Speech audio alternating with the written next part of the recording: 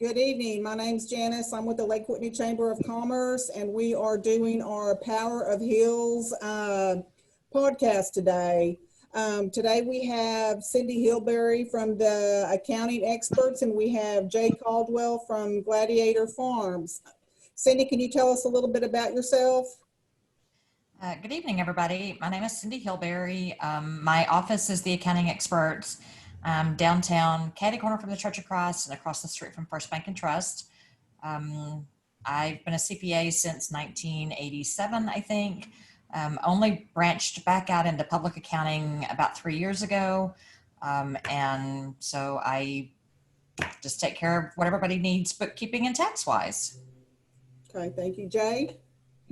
And my name is Jay Caldwell, like Janice said, and I have the Gladiator Farm. I run with my husband.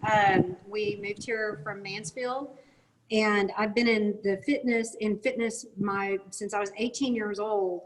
Owned a gym in the early 90s, was a competitive power lifter back then, but kind of changed directions. I've always done 2 to 3 things at a time, and I spent 17 years as the VP of a big company out of Fort Worth, left a couple of years ago and got back into the gym business with my husband when we moved the business here. And so I decided to specialize in senior fitness, and I'm loving it. It's awesome to do something that you really enjoy and you're passionate about and you feel like you get to make a difference. And we're actually located next to Hill County Water Supply underneath the McDonald's billboard when you're coming into town on the left, kind of adjacent to Lori's Garden. Looks like an abandoned house with a big metal fence, but that's what we do here. Perfect. A couple of things I wanted to touch base with y'all today is how your careers have grown from whenever maybe a little girl to through junior high and high school, and how you decided to come into your career path. Cindy? So if you go back and look at all of the things that I wrote when I was a young child and in grade school and what do you want to be when you grow up, I thought I wanted to be a piano teacher. And somewhere along the way, my life became way too complicated to take piano lessons all the time. But I had a real good friend that lived down the street, and her father was a CPA. And we were a family of 6 growing up. I have 3 brothers, and we always had all of our needs met, but we didn't always have all of the extras. And so her family typically had all the extras that, it was just kind of intriguing to me. And so along the way, I thought, I wonder if I could do that. So when I was in high school, I took the basic accounting or bookkeeping class, whatever it was, and, decided that that was kind of fun. It was almost like a puzzle to me. So I decided to pursue that. I was very fortunate to get a full ride scholarship to Texas Wesleyan for 9 semesters. It was an academic scholarship. Barely made it under the wire, but I got accepted just a couple of weeks before classes started because somebody else that had been selected decided to go to a different university. So went through Texas Wesleyan, graduated in 1986, immediately was I was recruited by 6 of the big 8 firms at that point, and accepted a job with KPMG in December, I guess, before I graduated the following summer. So I worked public accounting for a couple of years. Of course, we had been married for a few years by then, decided that we wanted to have a family. Be careful what you pray for. We prayed for patience, and God blessed us with a twin pregnancy. So that worked for a few months, and then I wound up going on maternity leave and was able to come back and work for a client of KPMG on a part-time basis. And that really gave me a lot of flexibility when I had 2 babies to be able to still have a career, but yet work part-time in a position that was financially reasonable given the expenses that we had with the 2 babies, but still allowed me to be with them. So I only worked 3 days a week. I continued to do that until they were probably 5 or 6. And at that point, I'd gone through a couple of different part-time positions and had the opportunity to go full-time. my husband had never pursued a college degree. He didn't right out of high school, didn't really think that he had the opportunity to do so. And so we switched roles, and he became the primary stay-at-home parent, and went back and got his degree in biochemistry. And I went into the workforce full-time for a private equity firm in Fort Worth. And so we did that. He graduated. I continued to work. We did that until 2002. At that point, we had already bought a home in Whitney that we used as a weekend place, and our kids never wanted to go back to the Metroplex. We decided that I had had all of the corporate rat race that I wanted, and so we moved to Whitney. I didn't work for about a year, spent time with the kids, and then I had the opportunity to work from home for a company that was based in Hong Kong. So I did a lot of late night and early morning conference calls. But it was a great opportunity for me while I was home with the kids. We homeschooled for several years, and then ultimately put them back into private school when they were in high school. But we, at the same time that I did that, we found out that my brother had a serious form of cancer. And again, with me having that flexibility working for an overseas company, I was able to go to Houston and take care of him for 7 months while he pursued treatment. Came back, he was well. We're 13 years post treatment, and he's doing well. Came back, worked for a few more years with the company that was based in Hong Kong. Began to see that it was going. It was planned to die out in 2014. So I began working with Dr. Henderson here in Whitney, and did that for a few years until I opened my own practice here in Whitney, and bought this building in late 17 and opened in early 18. Good. Well, we're glad to have you. How about you, Jay? Well, my story is just a little bit different. I ended up being raised by my grandparents. It's probably enough about that. Circumstances were not very good, like a lot of people. And I actually was one of the kids that was the outcast. You know, I was bullied and made fun of from the time I was in elementary school. And so what I did is I learned coping mechanisms to be able to, you know, focus on what I needed to focus on and ignore what was going on with the other kids. And so I just kind of isolated and insulated. And my escape was school. It was books. It was reading. It was getting hold of anything and everything that I could. And we were below poverty. Things were really, really hard. And so I didn't have the things that other kids had, and I had books. And so that's what gave me a vision of what was possible in the outside world, because I didn't read much fiction. It was more, you know, what other people were doing and biographies and those types of things. And so I was academically gifted. I had a scholarship that I had to turn down because of my circumstances. And so I had to do it the hard way, the long way. And I got my first job when I was 14 at a grocery store with a hardship license to drive. Took care of my grandparents till my grandfather died a year later. Took care of my grandmother until I moved out at 17 and went to work for the Army Air Force Exchange headquarters over in Dallas. I went to school my whole senior year. The first class of the day was counseling, was working for a counselor, and then I would go to my job, and then I would go to a second job. And so I worked 2 to 3 jobs for probably the next four years. Didn't sleep a whole lot. Took my time in the car, the long ride in the car. I had learned along the way that was your opportunity for a college education. And so every day I would listen to The Psychology of Selling by Brian Tracy back on cassette tapes. And I would listen to old Earl Nightingale, my all-time favorite, the OG of motivational speaking. And he was so inspirational to me. And so I would pick people to listen to.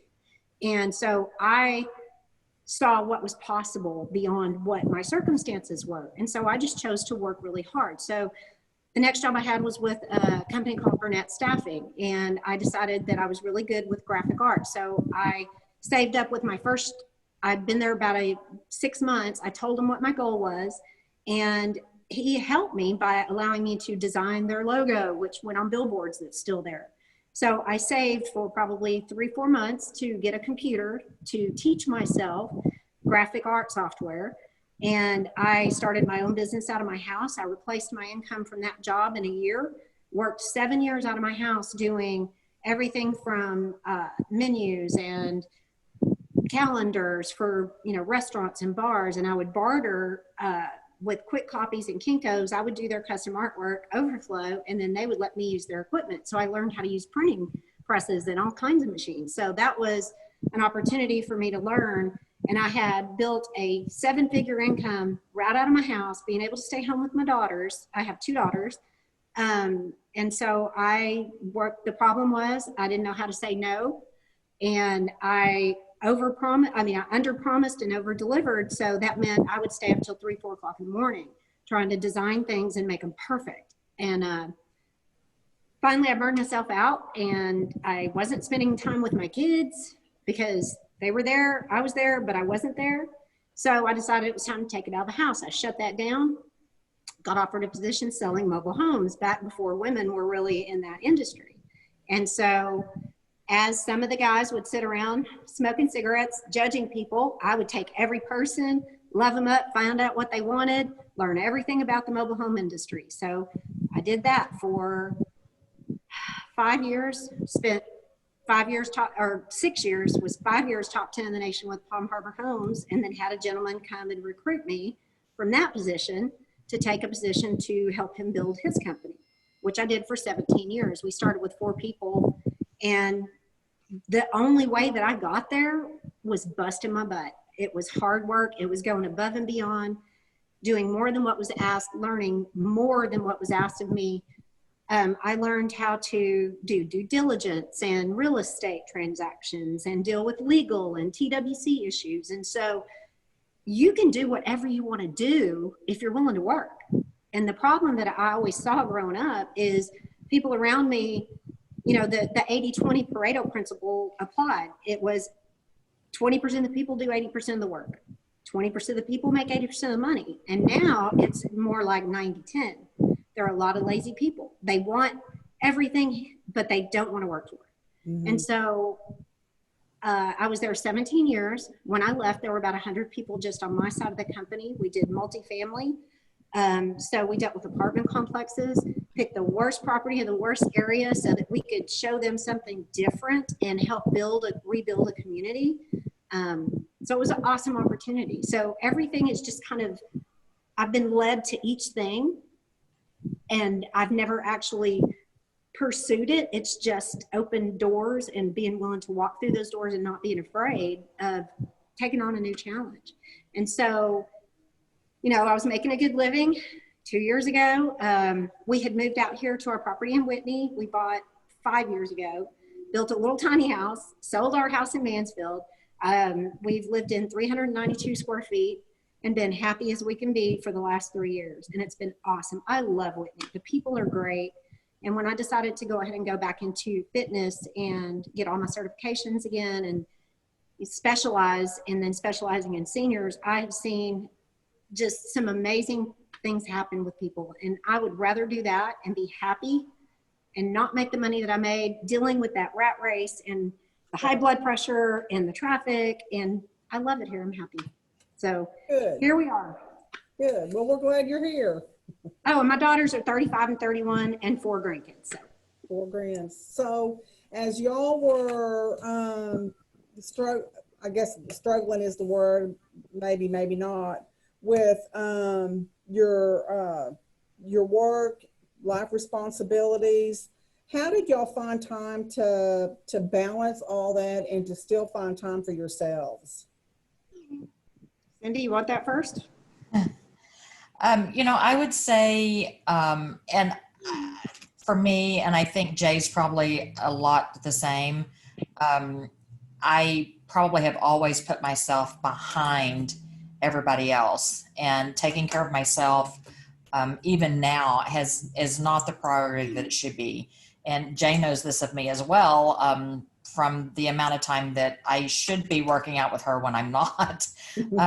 But, you know, as our kids were growing and we were a young, you know, grade school, and they were involved in sports and swimming, and David was in school and all the different things that we had going on. One of the things that we did that made it so much easier for us was we went into a cook for the month plan. And I would take one weekend where I literally cooked just all these different casseroles or different, just browning hamburger and cooking chicken to where we could have meals. And I would freeze them, and then actually write on the foil how they needed to be cooked and what side dishes we were going to have with it. I'd set it out before I left for work in the morning. And then when David got home from school and picked up the boys, he would get that in the oven and then get the side dishes started, so that we were not that family that was trying to get everybody to sports and run through the fast food joint or pack a sandwich, to take to the pool with us or whatever. Little tricks that we did in our household along the way. We have always, until we became empty nesters, had multiple laundry baskets. So you had a basket for coloreds, jeans, whites, and towels. And that way, when that basket got full, that was the load that needed to be washed next. David always handled getting the kids to school and home from school once he was the stay-at-home dad going to school and I was working the corporate life. But I got up and got everybody's lunches ready and everything prepared for the day before I left the house, so that he didn't have to deal with that. So I've been fortunate that my spouse has always supported me in my career.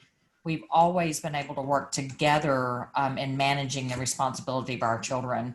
And one of the best things that I could say, which Jay has girls, I had boys, during that time that he was a student and the boys were in school, they had summers together. And he did things with them over the summers that I would have never even been industrious enough or energetic enough to do, taking them motorcycle riding and camping and all those kind of things, that they had some fabulous time together.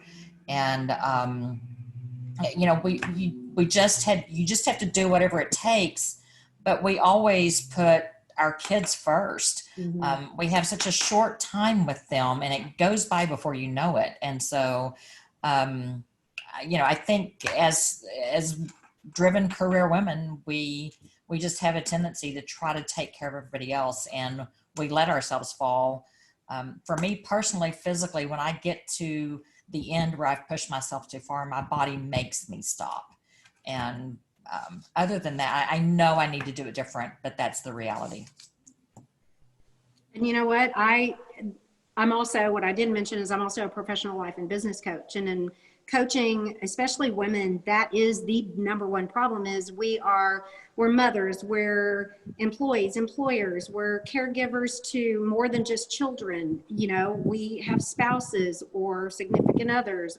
We have so many things going on, and we put ourselves last. Right. We absolutely put ourselves last. And then you get through raising your children and you're like, oh my gosh, what about me? I've done nothing for myself. And now I haven't paid attention to anything about my health or taking care of myself or anything else. And then you find yourself going, okay, what now?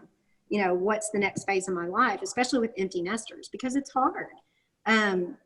It's very, very hard to get that work-life balance. I'm just going to be 100% honest. I've never had work-life balance ever in my whole life, because I have been a hardcore workaholic trying to survive. And that survival ended up turning into trying to have this thing that I thought as a child you were supposed to have, if you were successful. And what I learned throughout my life is that success is not based on how much money you make or the position you hold. It's the successes that you see in your children when they grow up. What kind of human beings did you raise? It doesn't mean that they're not going to go off the rails and that you did anything necessarily wrong, but that's a good indicator of the person that you've been, and how much time you spent with your kids. Fortunately, even though I worked, I don't remember sleeping for a few years at a time, honestly. I did take the time to take girl trips with my girls that we still talk about and joke about. And I'm so grateful and thankful that I was in the position I was to be able to do those things with them, because it meant the world when I had to miss certain things because I had to travel or, whatever was going on. Right. When my girls were growing up, I was married previously, and he stayed home and took care of things at the house while I was at work. And we are divorced for a reason. I've been remarried for about 10 years, and Paul is awesome. Great he's good to partner with. And my kids were grown by the time he and I got together. So to have the kind of partner that Cindy got to have with the kids growing up, that is tremendous. That's huge. It makes a difference, doesn't it? Yes, the organization in the household and not scrambling all the time. You know, sometimes the most organized person in the world still has these meltdowns where everything feels like it's out of control and chaotic. You know, and when you have kids and a husband and, you know, dogs or whatever and a job, it's just overwhelming sometimes for most people. And I think most people just need to understand that it's normal. We all feel the same way, and you're not by yourself. Right.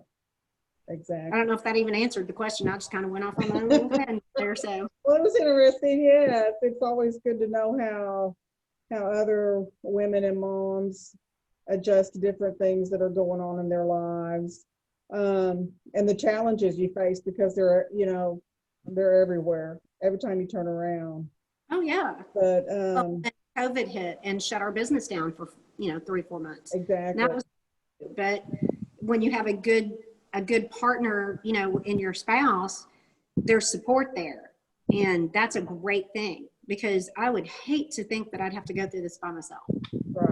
Right. You know, on those, when you have obstacles like that in your life, whether it's a divorce or, you know, you're working nights, your spouse is working days or whatever those obstacles are, what are the most challenging to you, and how do you think you overcome those challenges? You know, the challenges in anybody's life, they're different all the time. Exactly. You know, so it's very hard to just pinpoint any particular challenge. I mean, you know, there can be financial challenges, and it's how quickly you move through those and you know, change directions when you have to, or, you know, someone gets sick. You know, I was misdiagnosed terminally about 8 years ago. And so, you know, you have to think about those things. You know, you have to have a life plan. So illness, that's a big challenge to overcome. There's, you know, trying to raise children with someone. If you have differences of opinion, that's a challenge for people. For me, honestly, I don't really look at challenges as challenges. I mean, I guess that's hard to explain. I see, you know, the hard stuff is nothing but a test. Everything's a test. We either, you know, we pass that test and get to move to the next thing, or, you know, we fail it and we have to keep repeating, going around the same mountain until we get it right. And so I just look at everything as something to be embraced, even if it's bad, and learn what you can from it and move through it as quickly as you can. So it doesn't, I mean, the challenges are always different.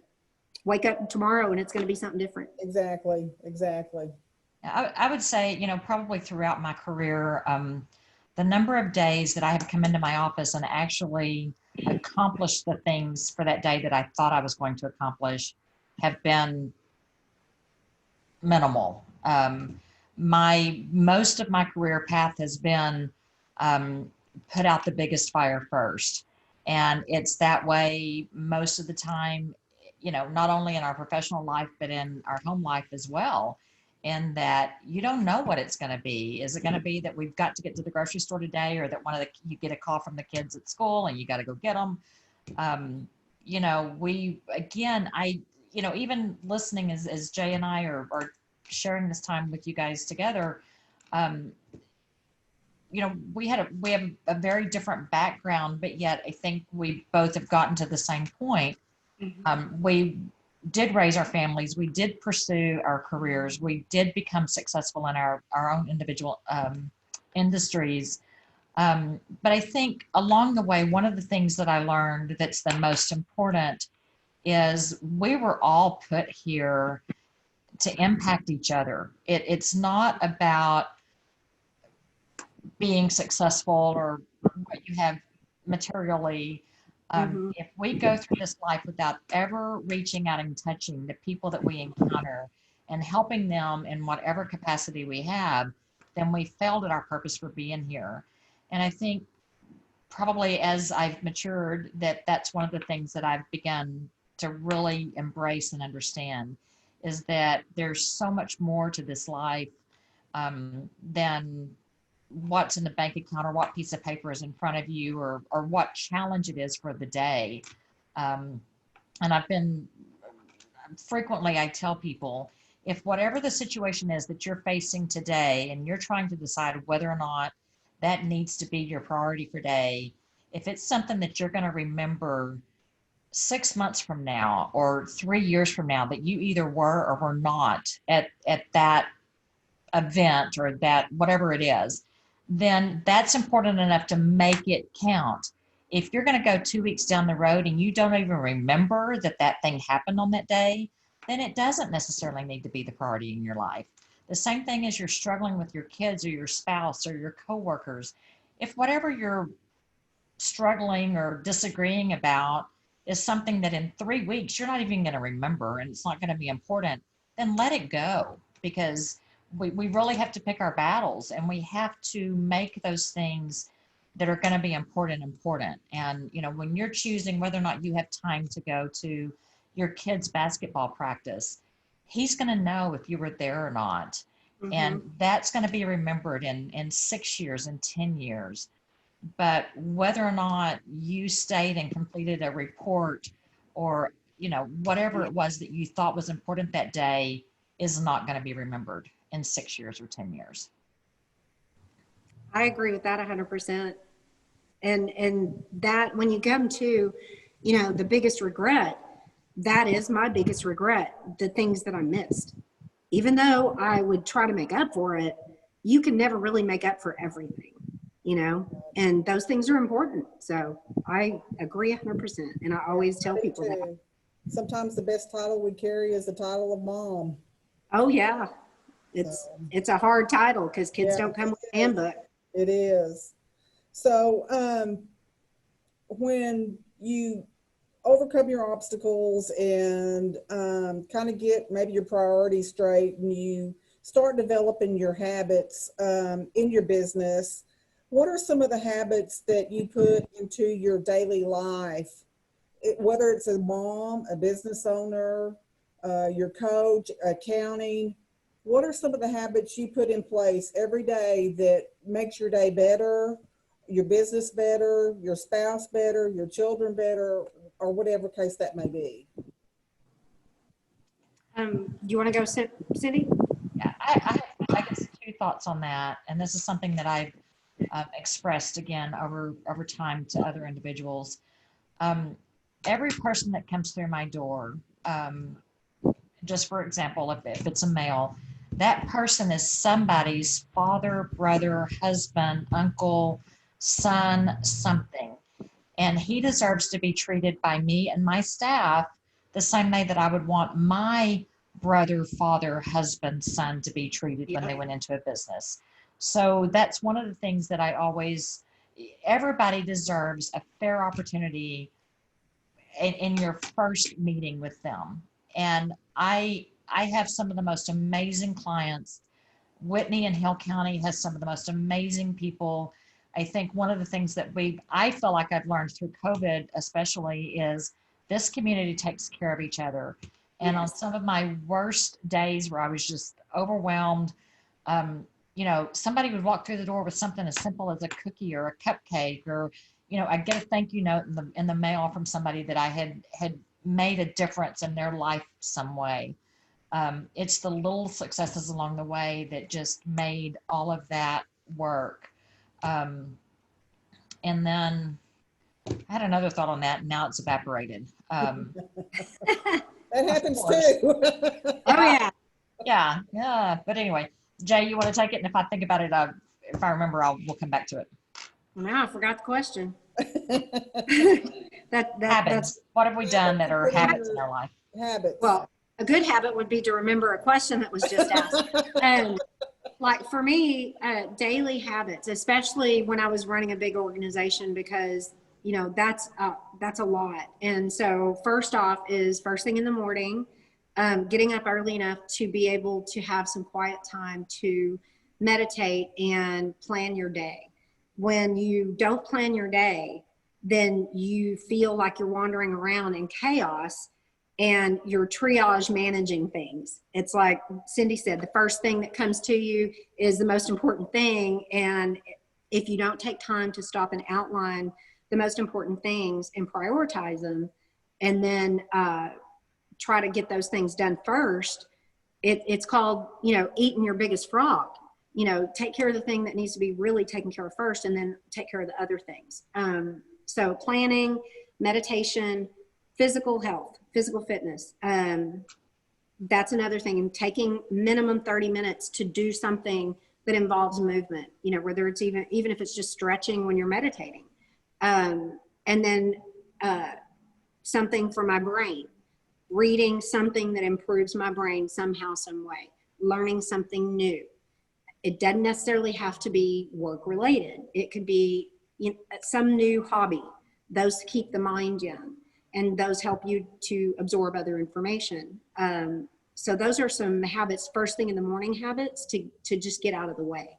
And those really do help you feel like you've got a little bit more control over yourself, because you started out the day that way, disciplined with, what you've got to get done. If you have children, I had calendars for everything. Yeah. And, my 35-year-old daughter, I feel like I've made her into a psychopath. I'm just kidding. But I mean, she has color coded, beyond what I ever did with calendars. She is like a whole nother level of organization. So I think that was maybe good, maybe bad, I don't know. But being organized, taking time to pray, meditate, do some sort of physical activity, and feed your brain. Those are the main, and getting organized and planned. Those are the most important things to plan for the day. Those are things that I feel made me more successful than anything else, was the ability to feed my brain, take care of my body, eat healthy foods, and have some mental time, prayer, meditation, those types of things. So that's, for me, I think what really helped more than anything else. Okay. Cindy, do you think of your other one yet? No. Welcome to old age. I love about you. Of the many things. Anything in your career that you could change, what would you change if you had the power to? Which career? Because there were several. Any of it. I think that, honestly, go ahead. I would have made the decision to go to college regardless, to figure that out and not just give up because of my circumstances. I would have changed that. And that would have changed pretty much everything. So, you say that and you don't know what the trajectory of your life would have been had you done that. So exactly. Saying that out loud probably wouldn't have changed anything, because the good, the bad, and the ugly made me who I am. And those experiences have given me the opportunity to help other people move through things, move through issues. So, honestly, I don't think I would, other than spending more time with my kids. I would have to agree with that. I've frequently said that I basically pursued an income because I wanted to know that I could provide for myself and my family, mm-hmm. rather than a passion. And I enjoy cooking. I enjoy, hospitality, but that's nights and weekends and all of that kind of stuff. And so, but, David and I have talked about a number of times if we would have changed something. We've been married 37 years, but we have also said, 25 out of 37 ain't bad. Happily married 25 out of 37. It wasn't all roses for the whole 37 years. I know. Oh, it can't. It doesn't matter. It can never be all roses. That's where you grow, is through the hard stuff. That's right. But, again, we don't want to change anything, because we don't think we could ever be happier than we are right now. Mm-hmm. And if we hadn't had the same jobs and we hadn't had the same path, we wouldn't have had our children. Would we have wound up together? Would we have had our children? Would we have wound up in Whitney and Hill County? You don't know, and we don't. Woulda, shoulda, coulda. We don't want to go back to that. We feel blessed for where we are. If y'all had any advice for the next generation of our female leaders, whether they're high school graduates, junior high graduates, college graduates, what advice would you give them? For me, it would be for females, don't base your decisions on emotion. Don't live your life in the past. If it happened 5 minutes ago, let it go. Stop beating a dead horse. And that's really for any age, but the millennials and the new ones that are coming in, you can't expect everything to be handed to you and given to you just because your parents did. It doesn't work in the workforce. And if you want to be successful, you've got to be willing to go above and beyond what's asked of you and not say, that's not my job. And my other piece of advice is do what you're passionate about. Find what makes you really the happiest and figure out a way to make that into an income. And it's possible. I mean, look at people who have incomes that are 6-figure doing something that's on the internet, or they're working with kids, they are doing crafts, they're doing whatever it is, but they're happy and they love it. Don't waste your life working for a company that doesn't appreciate you and that in the end isn't going to take care of you when you're old and dying. Live while you're alive. That's my advice. One of the things that I would say, which we've already, mentioned a number of times, is make your priorities what they need to be and try to keep the work-life balance while still pursuing what you need in order to be successful in your career and to achieve the goals that you have. But the other thing, and it frustrates me, women have almost consistently been on a lower rung in the ability to excel in the corporate world, and the opportunities just in lots of different ways. But in a whole lot of those situations, women are our own worst enemies. Don't let a disagreement that you had with another female coworker lead your entire day, your entire week. Let it go. Men are much better at that than women are. Leave the drama out of your workforce and out of your career.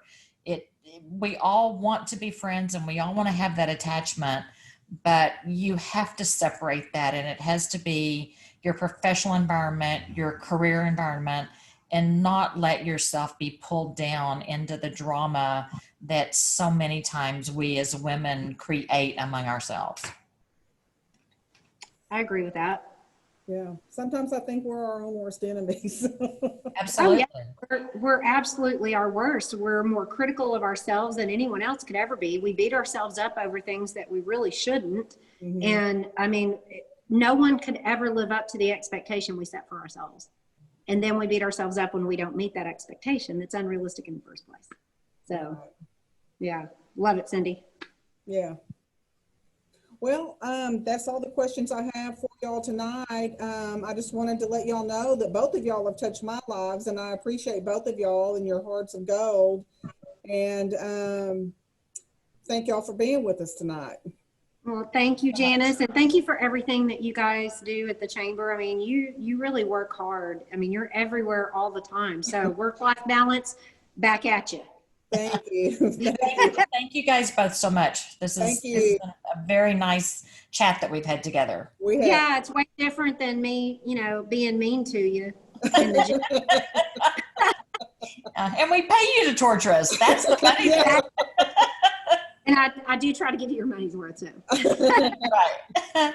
But this has been good. I enjoyed it. Thank you. Thank you. Thank you guys. Later. Okay. Bye. Bye.